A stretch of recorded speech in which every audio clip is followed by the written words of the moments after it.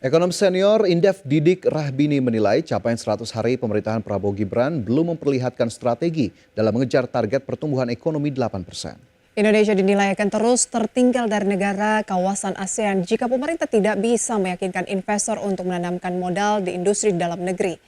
Didik menjelaskan dalam 100 hari pemerintahan Prabowo Gibran, arah pembangunan yang diusung program Asyacita belum terstruktur dengan baik. Pemerintah masih sibuk dengan reorganisasi pemerintahan yang pada akhirnya tidak banyak membantu capaian 100 hari kerja. Padahal Didik menilai area kebijakan dan kepastian hukum bagi investasi sangat diperlukan sehingga mimpi pertumbuhan ekonomi 8% dapat terwujud. Indef juga menyoroti kebijakan pemerintah seringkali belum sepenuhnya mendukung perkembangan sektor industri melalui insentif yang memadai. Sehingga hal ini menyebabkan banyak perusahaan lebih memilih negara lain seperti Thailand atau Vietnam sebagai basis produksi.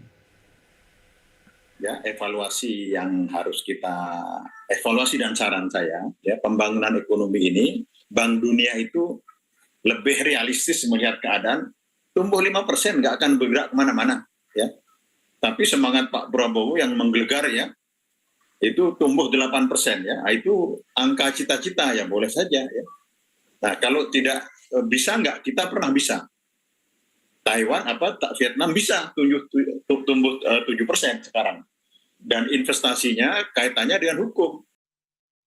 Sepertinya di tahun 2025 ini tantangan bagi Indonesia semakin banyak ya Prisa ya. Selain dari pengelolaan fiskal dalam negeri seperti utang, tapi dari luar ini pemerintahan Trump sepertinya juga harus kita note sedikit ya apa saja yang mungkin bisa harus kita waspadai dan juga dijadikan mitigasi. Ya mungkin harus kita ketahui mana yang menjadi prioritas saat ini ya seperti yang disampaikan oleh ekonom tadi ya 100 hari kerja tampaknya belum ada yang terlalu menunjukkan peluang investasi yang besar meskipun Presiden sudah melakukan safari ke sejumlah negara. Kita tunggu hasilnya seperti apa ya.